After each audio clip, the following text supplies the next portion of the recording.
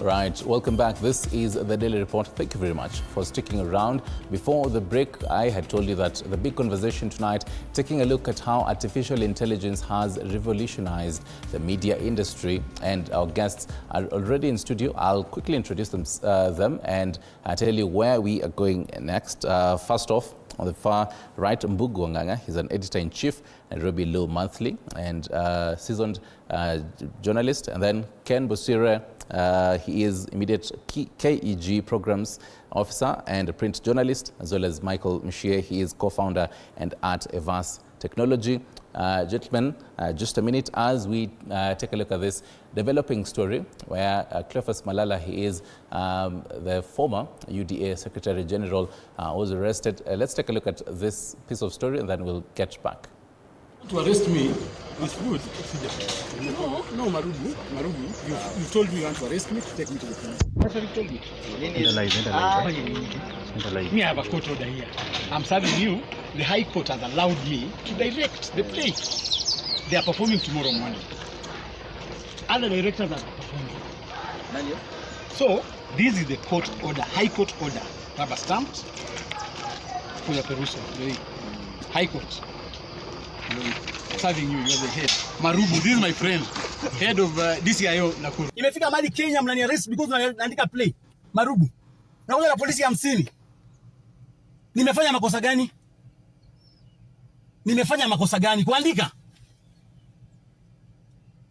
You are arresting me because of writing a play. Writing a play. What offense have I committed? Right. That is definitely Cleophas Malala. He is the former UDA Secretary General. And just taking a look at what this coming on the backdrop of his satirical play Echoes of War. Just taking a look at what Gachagua, he is a former deputy president, has also said on this particular matter. Just to quote him, the use of criminal justice system to suppress creativity and social audit has reached alarming proportions. Quote unquote is definitely a long bit. We'll definitely be following up on this matter and just telling you how things develop on our digital platforms as well as right here on our news platforms. Back to our conversation tonight on matters AI, artificial intelligence, and narrowing it down to the media industry. For you as a consumer, for us as a distributor, and sometimes even us as distributors, we would be consumers. And we're having three esteemed gentlemen. In case you're just joining us right now, again, introduce them. Mbugu Nganga, he's editor-in-chief, Nairobi Law Monthly, and Ken Bosire, immediate KEG programs officer and print journalist, as well as Michael Mshie, co-founder and Evas Technology. Mr. Bosire, allow me to start with you on this. You've been in the media industry for quite a long time. How do you evaluate the shift in the media landscape? I have heard stories from, people who've been in the media industry for long, and the kind of stories every single time they amaze me of the kind of technology that was used, say even 15 years ago, comparing to right now. How has it changed? Give us an overview of that. Yeah, thanks, Stanley. And like you rightly mentioned, I've just been running programs at the Kenya Editors Guild, but my tour of duty, as they would say, has come to an end. And now I've gone back to my position as a member. But I'll just say, you're right that I've been in the media industry for a long time. We started from what we used to do, what we call ordinary paste ups, just very physical work using knives and sculptures to put copy on everything else. Then came computer, and that time the computer, even turning it on, we needed somebody to come and turn it on for you. Yeah, it was that much. There was somebody going around, you were not supposed to touch. Wow. After the computer is done, somebody would come and clothe it, saying that it's not supposed to touch dust. It was a very mysterious, something that was supposed to be feared. That made work easier. It was just word processing. Then, fast forward, we started using our own packages, and work became easier. It was very manual. But fast forward in the 10 years, the first 5 years, right now when we are using technology, AI came in. You didn't have to go walk around with a dictionary to the subs desk or anything else to make a thesaurus, to make a reference. Everything was there for you to work on, made the designs easier.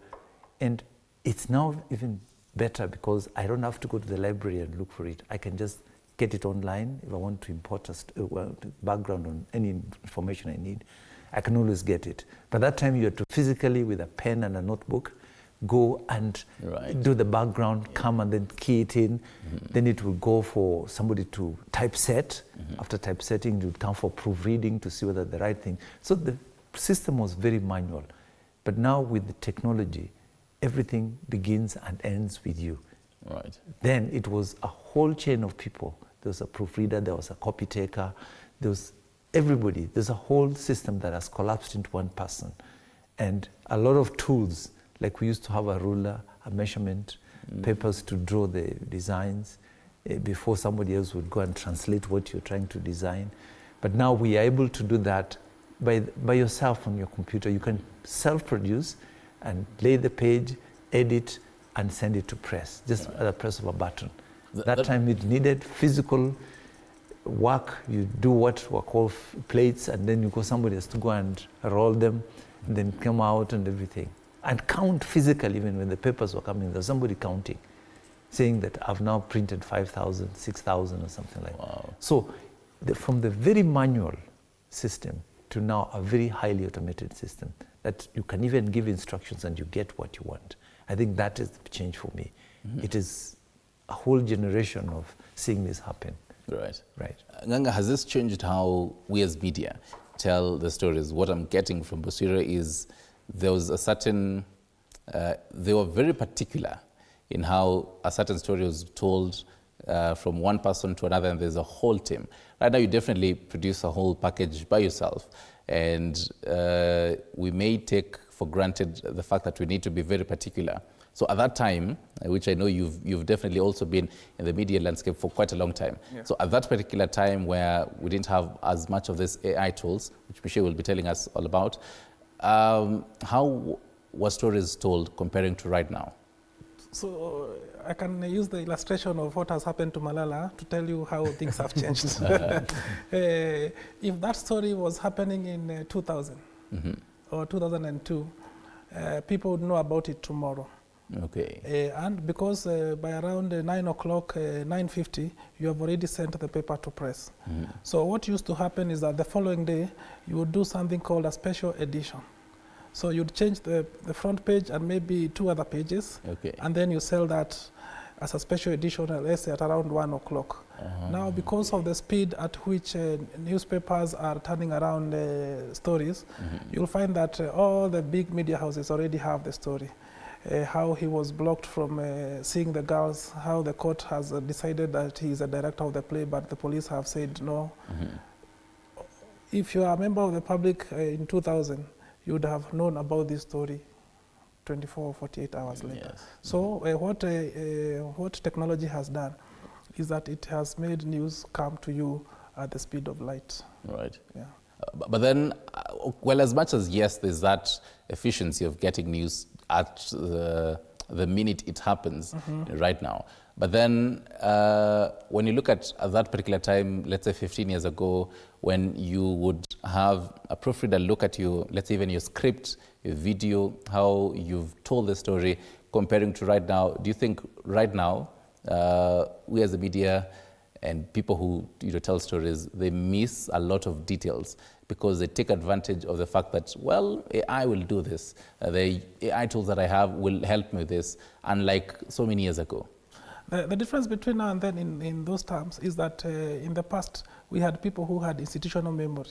Okay. And they would add background to a story and make it very relevant to the moment. Yes.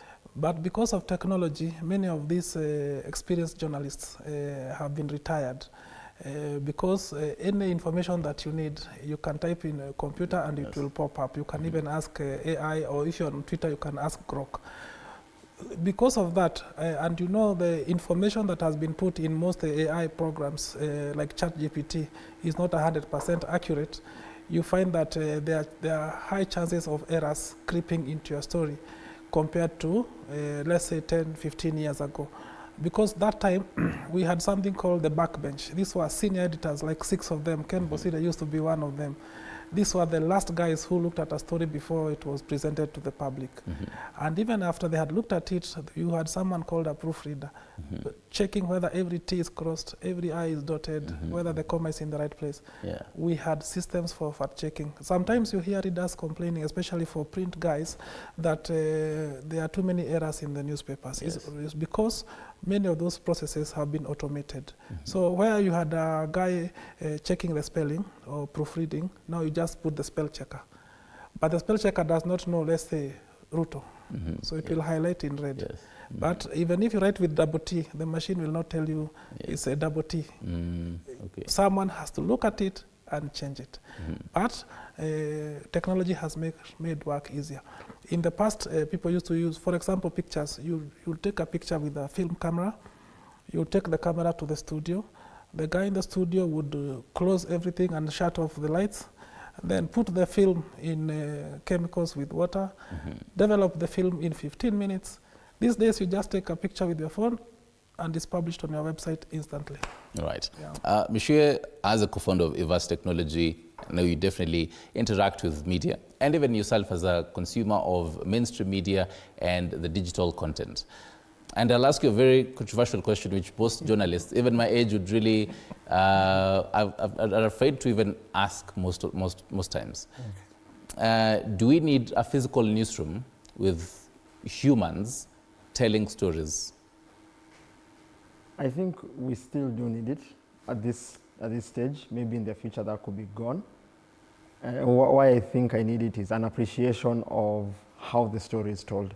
Okay. An example I like to give is I sometimes write for a publication on technology, and one time this year I needed to finish something I was writing for them, and I just needed the paragraph, and I asked, give all that content to an AI, and I asked, give me a summary.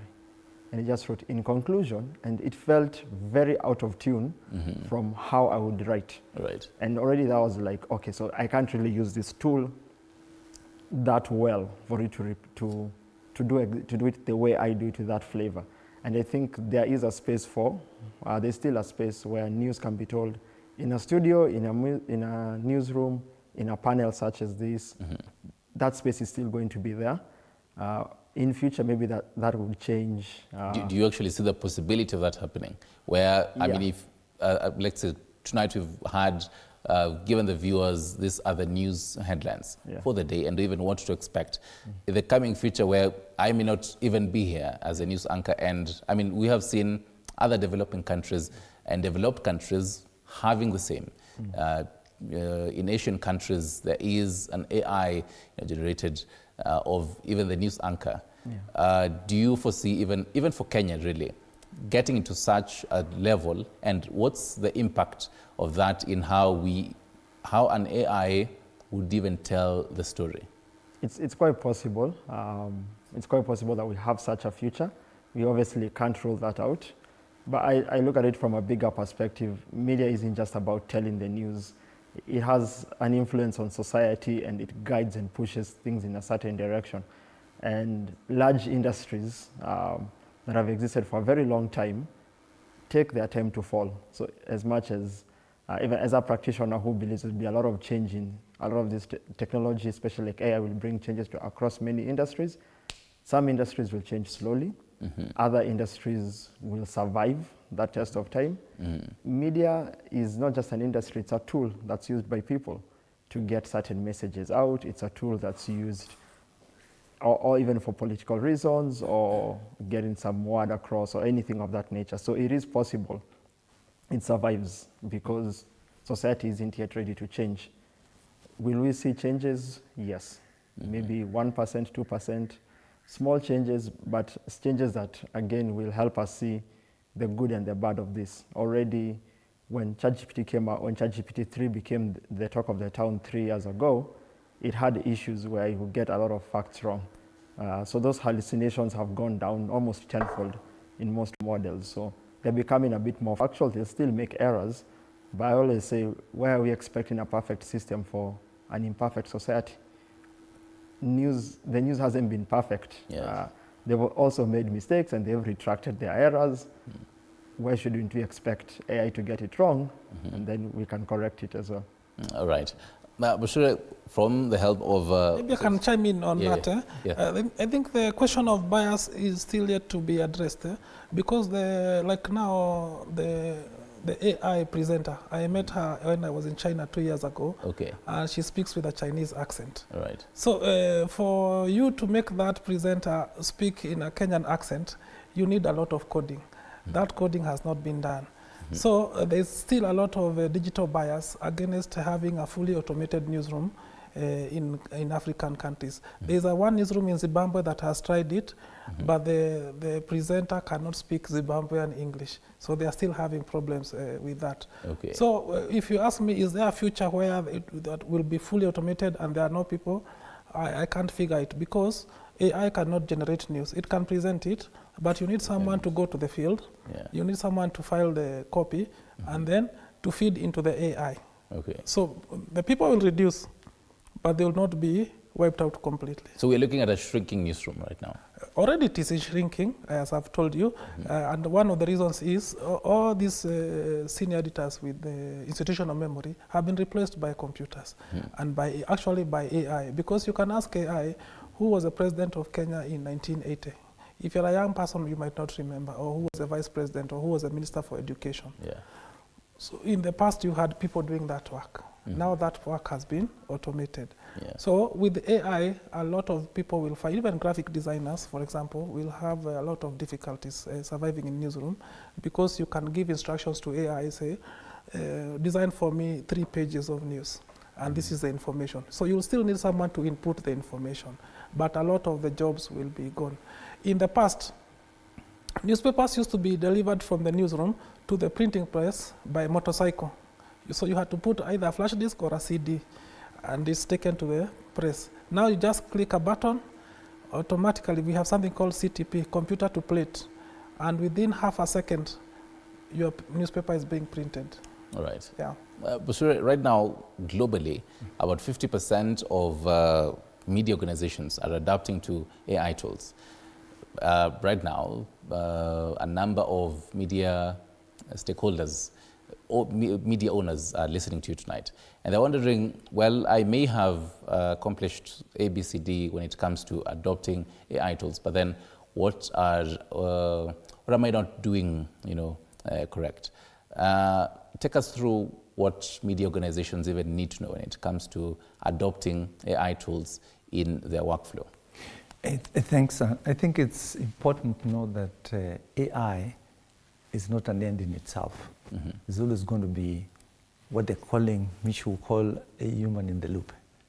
Because you listen to every conversation that you're feeding, giving it instructions to give you an output.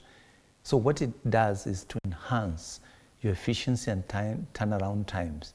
So newsrooms, because of what has happened in terms of media is now suffering what we call shrinking revenues.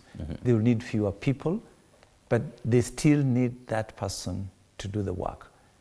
The human in the loop is going to be very important. We talked about certain biases. Yeah.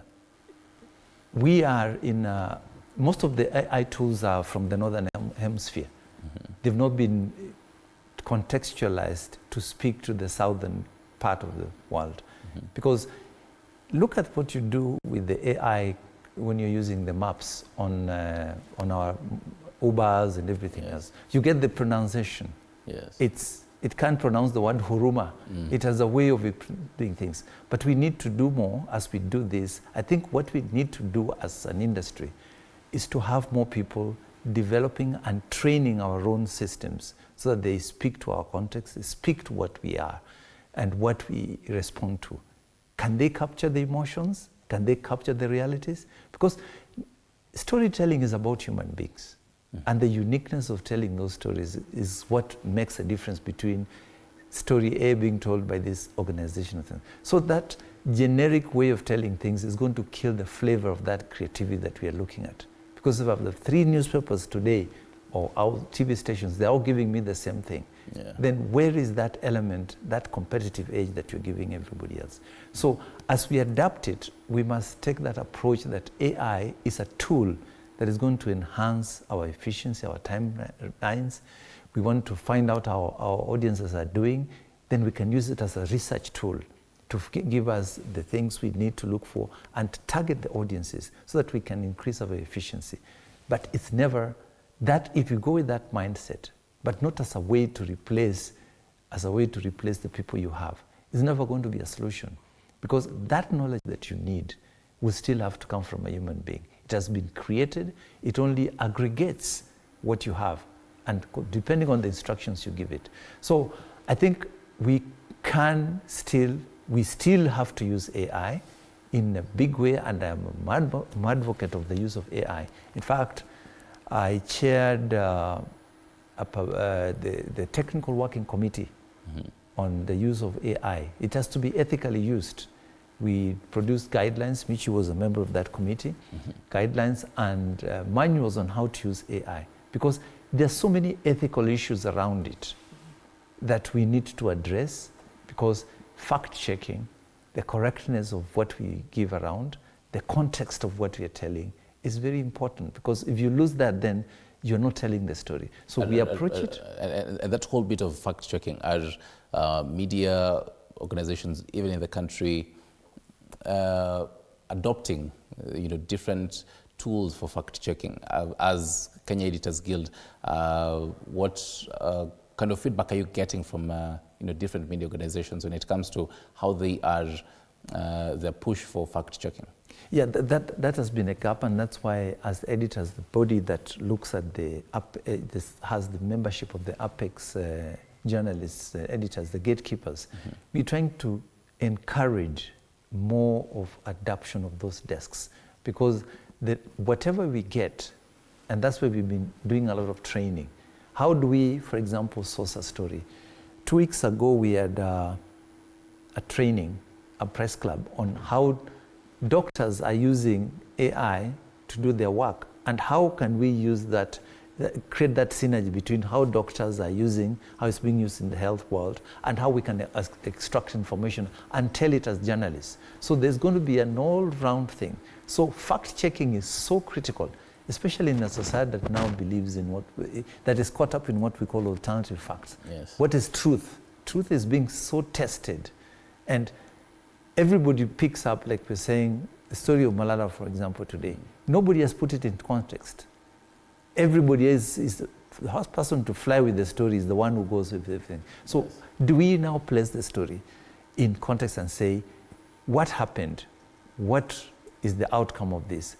And can we get it right? What are the facts behind it? This is so important that all newspapers, all media organizations have to, as they embrace AI, they must put fact-checking and verification tools. And we have developed a manual as the editors that tells you this is what you need to do and what is right and what is not right, even when we are talking about alternative facts. Right. Yes. Right. But then, Basura and Michi can help us answer this. The challenge may be, I, as Stanley, might have gone to media school and I have learned all those units and I understand that this is what is needed of me as a journalist. But then someone out there might not have gone through that class of journalism, so they may not know these particular rules of what is needed. The do no harm, principle and such like. And Mshia, for such, now talking to the consumers of different digital media and what they actually consume, how do I know that whatever I'm watching is false?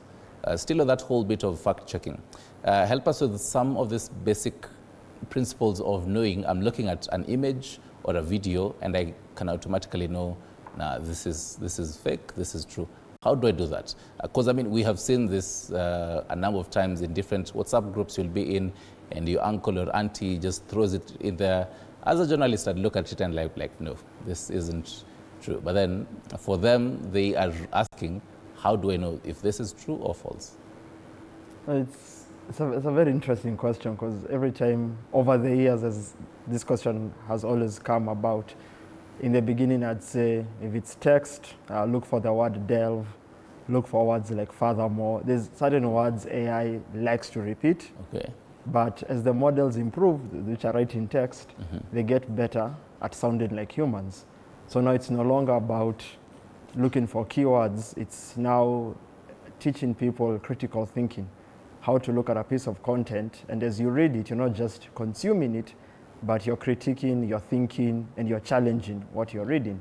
And then you go on a journey of fact-checking or truth-finding. With images, 2 years ago, I would have told you AI models get hands wrong. It'll draw you with six fingers. It'll show you holding your phone backwards. Your palm will be the other way around. Joints look a bit off. Everyone has the same kind of eye with the same kind of stare. That changed that changed late last year. We're seeing models that create videos 20 seconds long that are good enough to be in movies. And we've seen movies come out where AI was given wireframes and it built more content around it. So then it becomes now a question again, when I see something, do I just believe it right away? And it's the same question we had even before with AI. When you get that forward on WhatsApp 10 years ago, and as you read it, somewhere down the line, you're like, wait, this doesn't sound right. And you start to investigate and you get curious. And then you sort of now you'll be the person who stops the forwarding chain.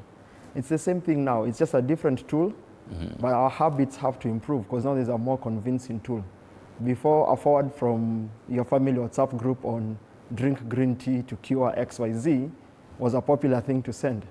But now you're getting a video of an event that happened 5 years ago that's been edited to look like it happened this year.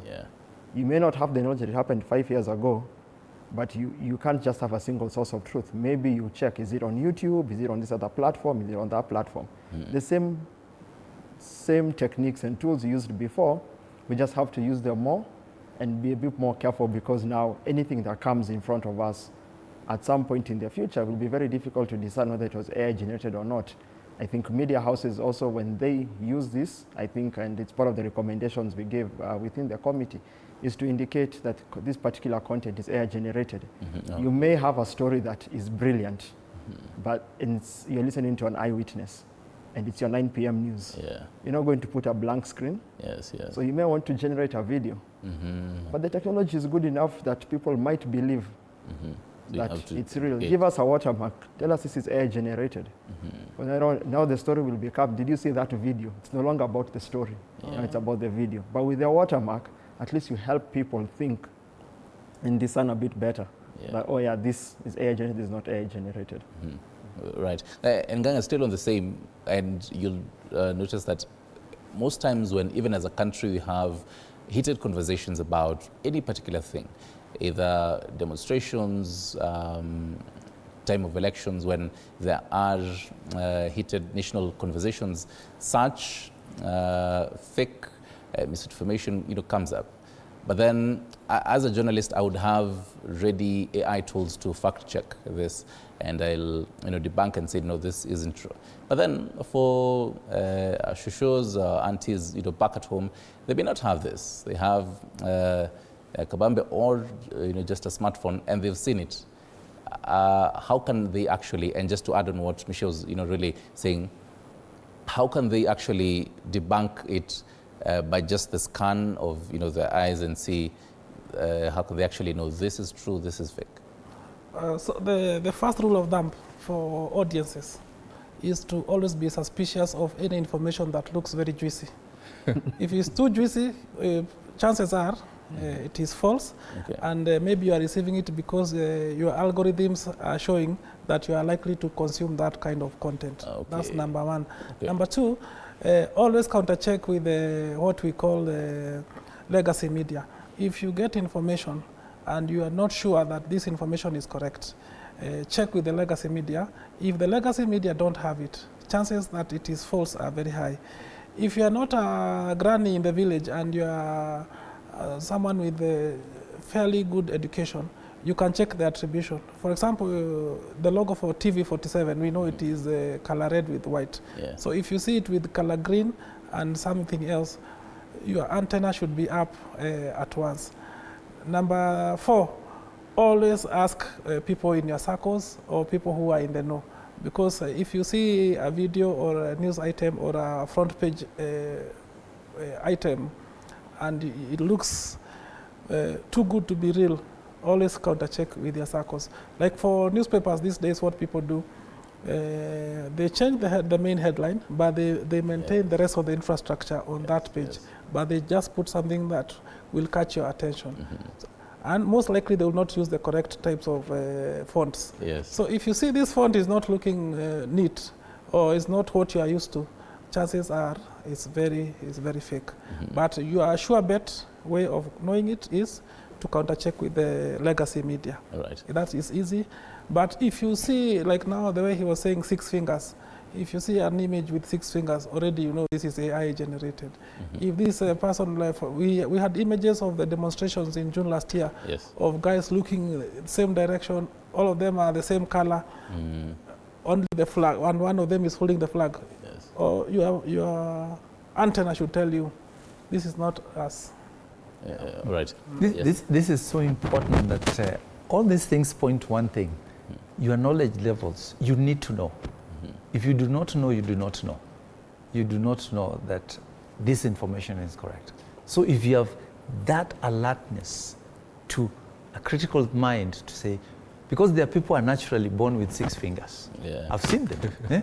So if it comes, you say, it will just pass you. So your alert levels are very important, that you keep picking on this and keep asking. But what I realized that because the legacy media, the traditional media, has more stringent gatekeeping processes. People now, especially during the Gen Zs, we saw a spike in people visiting what they now trust, that this has gone through a certain verification process. So they come back and say, now, yes, I saw it on that video. I saw it on that kind of channel. I saw it on a blog. How have they treated it? Has it gone through the processing, through the works, where there are time people are tested, trusted to make sure that the right information comes through? I'll just take you back to that, how important it is. Remember the frustration in that very unfortunate incident? Could you pick that?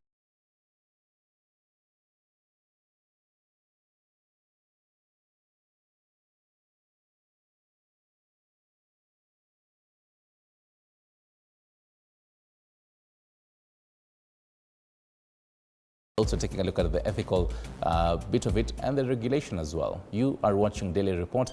Roda Nyamai is on sign language interpretation. I'm yours truly, Stanley Nyarungita. Don't go too far.